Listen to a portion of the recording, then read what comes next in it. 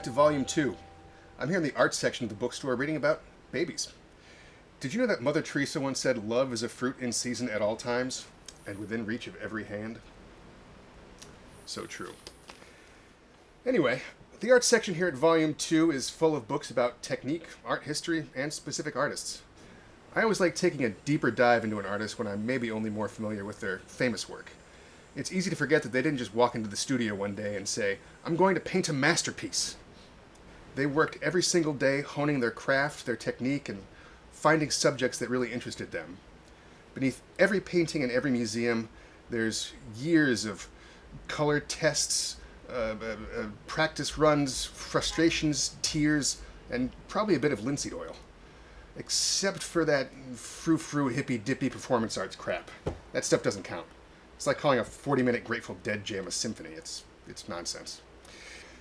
Remembering all that goes into creating anything helps me appreciate not only the artwork that hangs in museums, galleries, and the murals found throughout our city, but the smaller works in coffee shops, at art and craft fairs, and right here in Volume 2. New Haven has a thriving art scene with multiple institutions of higher learning, wonderful facilities for continuing art education, and a number of looser arts groups that let artists work with each other and help each other out. Volume 2 is host to a number of such groups, including our bi-monthly arts meetup that meets on the first and third Sundays of every month, a monthly zine scene, a weekly poetry open mic called Open Mic Surgery, and a number of one-offs, like an HTML day that recently met. Let's take a look.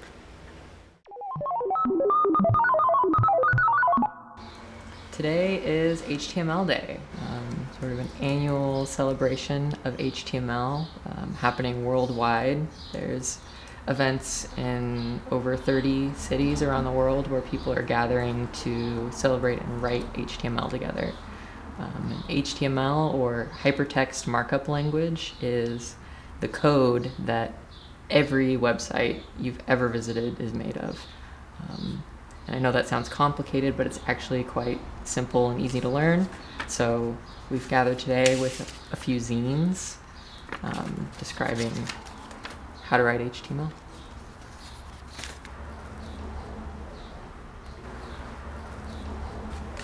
And we're doing it. I've still got a NeoCities page somewhere. My tribute to Chris Klein lives on in the depths of cyberspace.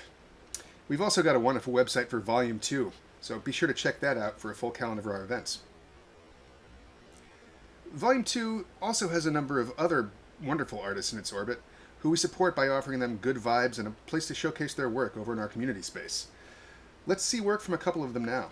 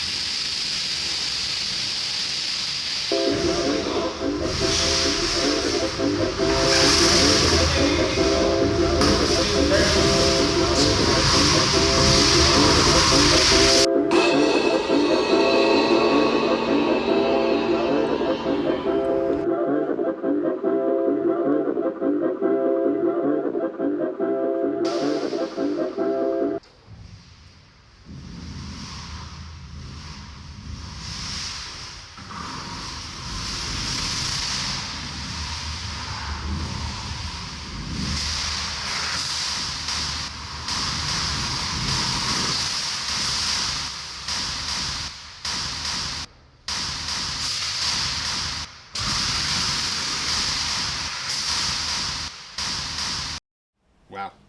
It's humbling to have such talent in our midst, donating their time, their energy, and sharing the communal handkerchief. Of course, Volume 2 isn't only known for the visual arts. We're also known for the more musical arts as well, and sometimes the two combine. Let's look at a highlight from a performance of Seance.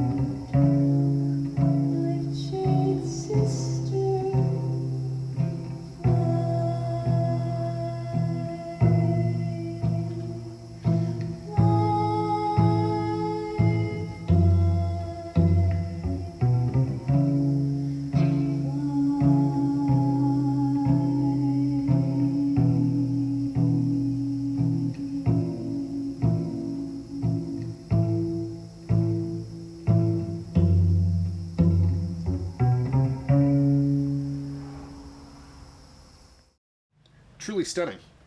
But there have been lots of other great musical events since our last episode. Let's take a look.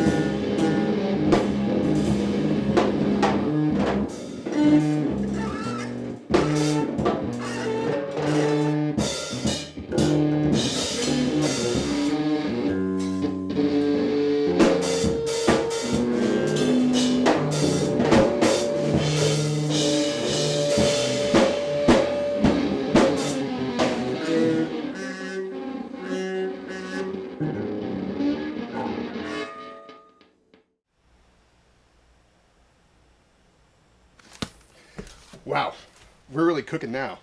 Let's hear some other artists talk about their work.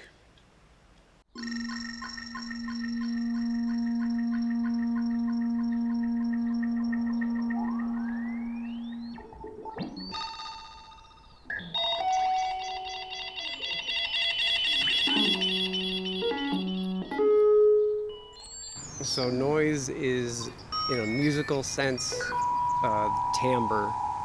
So the subtle things that make our ear differentiate a guitar from a trumpet is timbre. For most, noise isn't music, but I definitely consider it a huge part of music, even if you don't realize it. I found the weirder the group kind of was, the more interested I was, and then I didn't know how they got the sounds, and so it was just figuring that out over time. So today I was kind of relearning patching that I did in this program called VCV Rack. So I basically took an older patch and kind of changed it around to tune it to however I was feeling today. But that's the beauty of the software, is that it's free, so I can just start with nothing every time.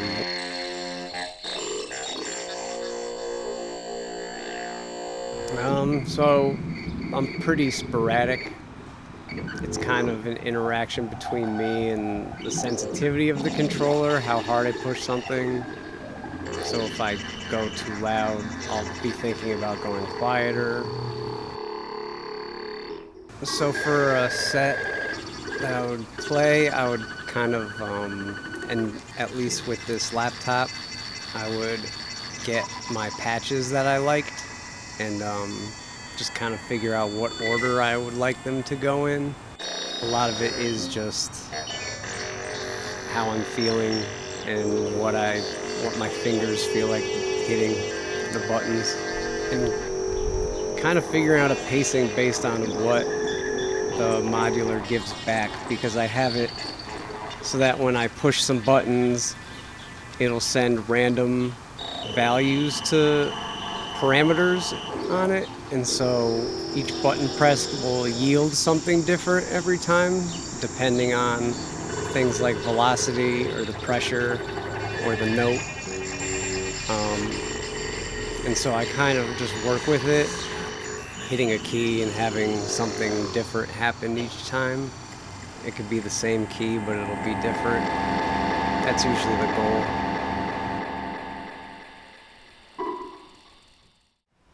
And don't forget, raconteuring is an art form as well.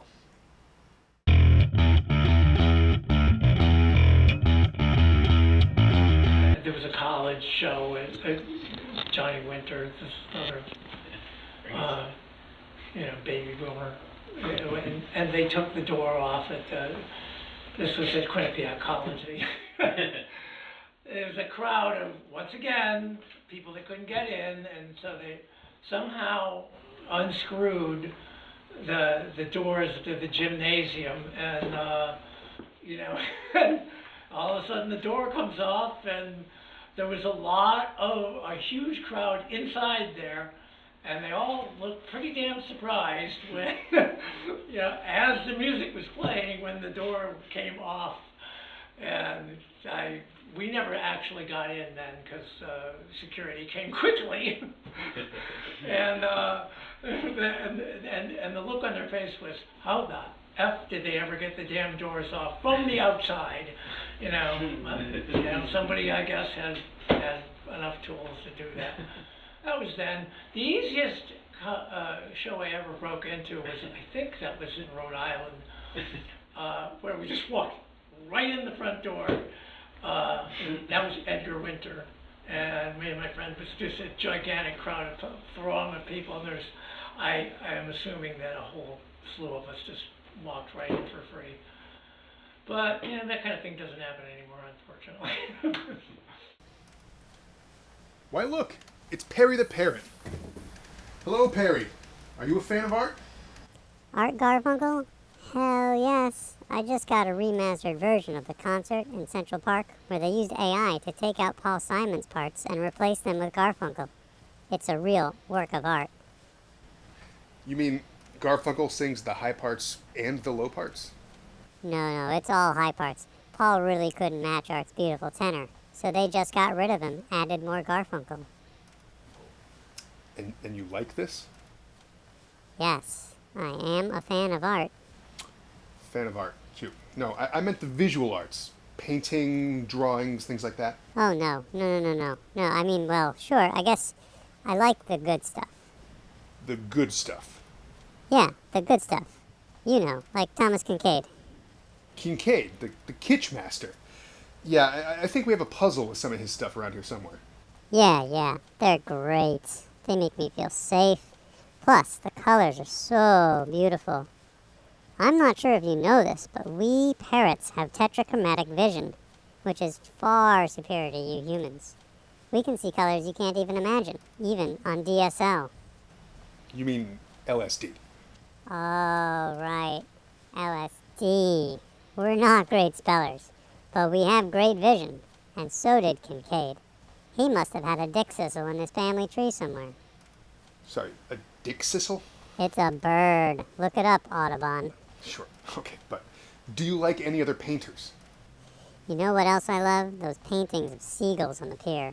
I really respect a good portraitist. You consider those portraits?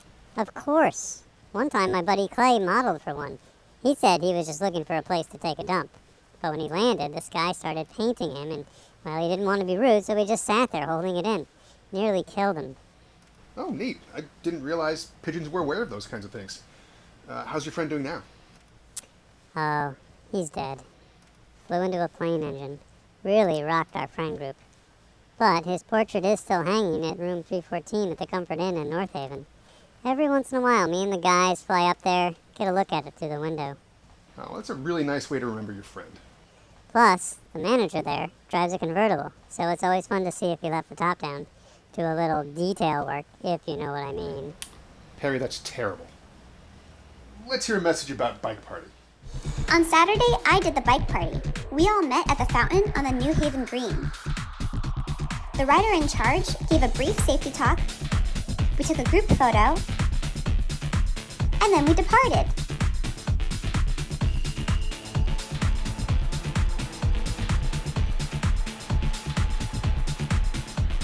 Riding in a big group, we took up a full lane, but most cars didn't mind. Everyone's happy to see the bike party.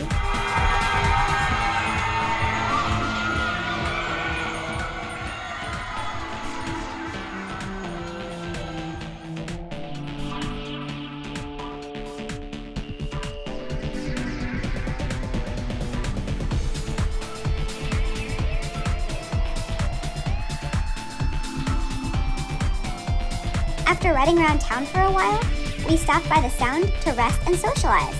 It was a lovely night down on Long Wharf, but we couldn't stay forever. Soon we were back on the road, heading into Fairhaven. Past the Mill River, and along the Quinnipiac River, all the way to Dover Beach.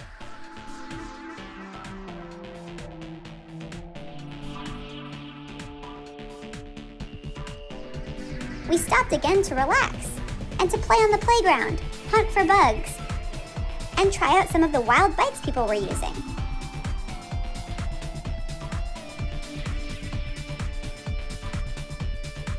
But pretty soon, it was time to head back to the green, and then back home to our beds, where we would dream about next month's bike party. Goodbye. Wow, it almost seems like there's art everywhere. When I was first minted, my father, a very prescient wheat penny, sat me down on his knee and said, "Son, no matter what happens to you in life, even if you end up bitter and jaded at the bottom of a janky wooden box in a fake bookstore for losers, there's one thing this world will never be able to take from you.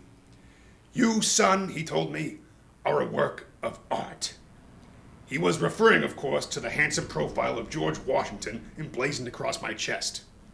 Now, I know what you're thinking. Can a quarter really have a chest? Well, I've got a bust, haven't I? And look, if my father can have a knee, I can have a chest, all right? Just get over it. Get off my back. Not one word. This bust was created in 1932 by the artist John F. Flanagan, based on a 1786 bust by the Frenchman Jean-Antoine Houdon. Washington himself sat for it at Mount Vernon. It is, to most people, perhaps too mundane to even notice most days. But my pop was right. It is a work of art. Think about what that means. Every time you dump a handful of change onto your dresser, you are handling art. Every child with a piggy bank is an art collector. Perhaps life's little mundanities are a little more beautiful than we take care to realize. Please like me. Thanks for joining me in an exploration of the artistic side of Volume 2. We'll keep contributing to New Haven's art scene, and if you'd like to make a contribution to us, you can do so with the QR code on your screen now.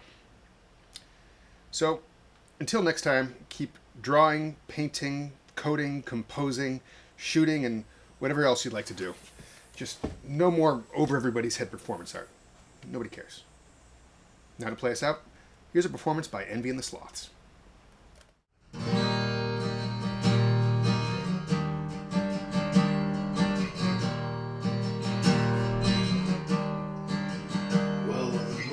Was my main source of light, but it doesn't seem to burn quite as bright as you, quite as bright as you. But the sun burns a hole through my eyes, and my wings start to melt as I fly. Watch me follow through. Watch me falling through. My fingers are bloodied and cracked, and my hands try to grab. And I'm clutching my chest, yelling out, help, I think I've been stabbed. And I'm trying my best to stay calm while you cry. I don't think I could live with myself if you die. But it took you too long just to notice who's holding the knife.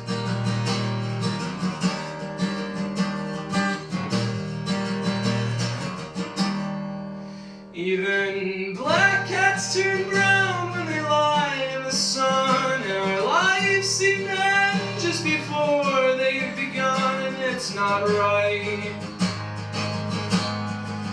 That's not right.